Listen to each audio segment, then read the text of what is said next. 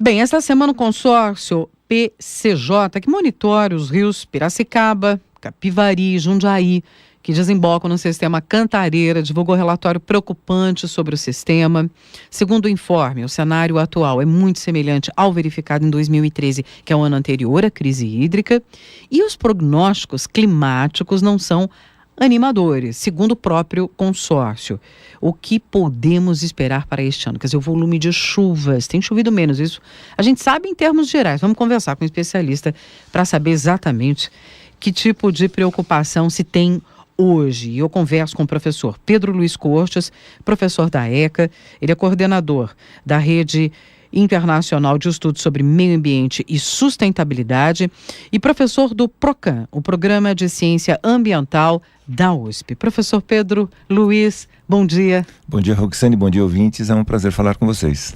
Professor Pedro, nos esclareça se a situação de fato é preocupante. O alerta é do próprio consórcio, vem contando para a gente com dados. Esses dados são comparativos em relação a anos anteriores. Como é que funciona essa análise, esse prognóstico, né? Sim, é muito importante quando se considera a gestão de um manancial, considerar o histórico dele, né, como é o comportamento dele ao longo dos anos, mas também o prognóstico climático, né, para as próximas estações.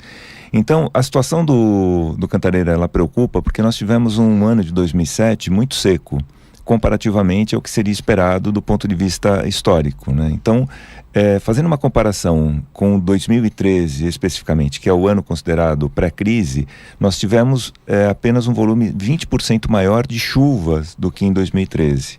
Né, no apanhado de todo o ano de 2017. Nós tivemos meses realmente muito secos e isso vai comprometendo a capacidade do sistema Cantareira. Então nós temos um nível hoje mais baixo do que seria esperado aí do ponto de vista histórico. Verificando os dados de ontem, né, nós estamos com 45,9% do nível do sistema Cantareira, quando seria esperado hoje níveis, ou nível consolidado acima de 60%. E o prognóstico, ele não é positivo em relação a esse primeiro semestre.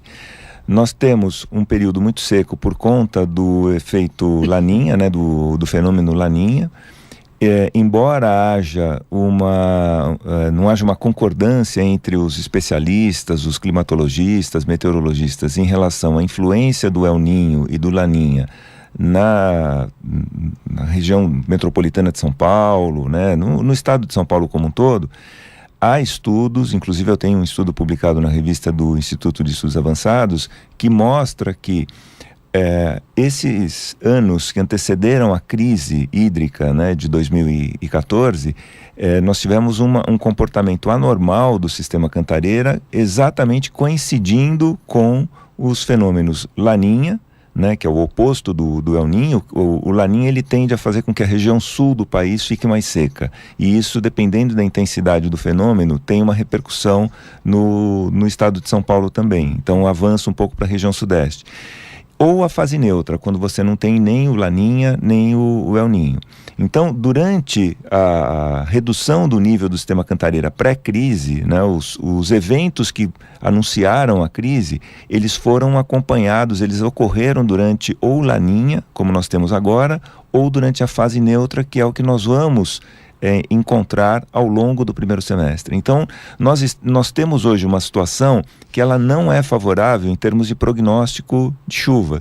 E nós entramos em 2018 com um nível baixo do sistema Cantareira, menor do que seria esperado, em função de um ano que foi muito seco, 2017. Então, essa comparação que o consórcio PCJ faz com o ano de 2013, ela é realmente factível, né? É possível fazer essa comparação. E há algumas coisas muito interessantes. Oficialmente, a crise ela é considerada, ela se apresenta como tal, né, segundo o governo, a partir de fevereiro de 2014. Só que desde 2012 nós já tínhamos eventos que apontavam que aquilo aconteceria. Que aconteceria alguma coisa normal, risco. Que alguma coisa normal estava acontecendo. E é o que a gente verifica agora. É claro que isso não é uma sentença de morte. Por quê? Pode ser que no segundo semestre entre o fenômeno El Niño e nós tenhamos aí um volume significativo de chuvas. Daí a importância da gente acompanhar os prognósticos climáticos, que são aqueles prognósticos para os próximos meses, verificando o comportamento do clima, né, ao longo aí do que resta do verão, mas também como ele se apresenta aí para o outono e também para o inverno. Esses prognósticos, eles são realizados aqui dentro do Brasil sem nenhum problema, né? Há vários institutos que realizam isso, o IAG faz isso, o INPE faz isso, o IMET faz isso. Então, esses prognósticos, eles estão disponíveis e também eles são feitos internacionalmente em relação ao comportamento do fenômeno El Niño, Laninha. Então, não é nenhum achado, nenhum achismo, quer dizer, há ciência muito consolidada a respeito disso, só que há uma coisa muito importante. A outorga, né, o termo de uso do sistema Cantareira, que foi renovado recentemente, ele prevê o uso de dados históricos para indicar qual vai ser a ação tomada em relação ao futuro, ou seja, quanto de água nós vamos retirar do sistema. Só que, por incrível que pareça, Roxane, ele não leva em consideração prognósticos climáticos. Ou seja, se vai chover mais, se vai chover menos, isso não é considerado oficialmente no termo de outorga. Não é uma obrigação. Não é uma obrigação. Que coisa estranha. Por incrível que pareça. E esse tipo de informação, ela é levada... É com isso que você tem que trabalhar. E ela é levada em consideração em outros mananciais. Por exemplo, na Bacia do Rio São Francisco, né, há reuniões semanais, né, na Agência Nacional de Águas, para dar conta da situação, porque é um rio extremamente importante, né, para o país, não só em abastecimento de água para diversas populações, irrigação de cultura, mas também para geração de energia elétrica, e sempre essas reuniões começam com as previsões climáticas para os próximos dias, para os próximos meses. E no sistema Cantareira não? No sistema Cantareira isso não é utilizado, por incrível que pareça. Não há uma explicação racional para isso. Quer dizer, abrir mão dessa possibilidade de identificar qual é o comportamento do clima nos próximos meses, para que as decisões, olha, quanto eu vou retirar de água agora durante janeiro, por exemplo, para que esse tipo de decisão possa ser balizada com maior segurança. Muito estranho mesmo, porque é com isso que você tem que trabalhar. Exatamente. Apesar de que, professora, a gente tem visto tantos fenômenos naturais, assim, surpreendentes, que, claro, a previsão é uma previsão. Pode haver alterações nos dados, mas quando isso é acompanhado ao longo de vários anos, você vê ali um comportamento Sim. e uma situação que pode se repetir, como agora está sendo comparado com a pré-crise de 2014, né? Mesmo com os sustos. Exatamente. Pode, de repente, chover muito, não pode? Pode chover muito, mas não é esse tipo de chuva que vai resolver o problema. Exatamente. Porque a gente, para manter uma represa cheia, a gente precisa de uma chuva constante, né? Durante vários dias. Não precisa ser uma chuva intensa, aquela chuva que vai aos poucos encharcando o solo e com isso essa água vai migrando para a represa.